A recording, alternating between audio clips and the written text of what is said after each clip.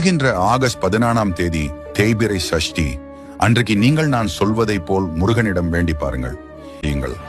பொதுவாக தேய்பிறை சஷ்டி என்பது முருகப்பெருமானுக்குரிய விரத நாட்களில் ஒன்றாகும். இது மாதத்தில் இருமுறை வரும் சஷ்டி திதிகளில் பௌர்ணமிக்கு அடுத்து வரும் சஷ்டி திதியாகும். இந்த நாளில் முருகனை விரதமிருந்து வழிபட்டால் வேண்டிய வரங்கள் கிடைக்கும் என்பது ஐதீகம். குழந்தை வரம் வேண்டுபவர்களுக்கு இது மிகவும் சிறப்பான நாளாகும். தேய்பிறை சஷ்டியில் முருகப்பெருமானை வழிபடுவதன் மூலம் துன்பங்கள் நீங்கி வெற்றிகள் கிடைக்கும் என்பது நம்பிக்கை. எப்படி வழிபட வேண்டும் என்று பார்ப்போம். முதலாவதாக அதிகாலையில் எழுந்து குளித்து முருகனை நினைத்து விரதத்தை தொடங்க வேண்டும். இரண்டாவதாக கோயிலுக்கு சென்று முருகனை வழிபடுவதுடன் கந்த சஷ்டி கவசம் போன்ற முருகனுக்குரிய பாடல்களை பாடலாம். மூன்றாவதாக விரதம் இருக்கும் நாளில் பால், பழம் போன்றவற்றை எடுத்துக்கொள்ளலாம் அல்லது ஒருவேளை உணவு மட்டும் எடுத்துக்கொள்ளலாம்.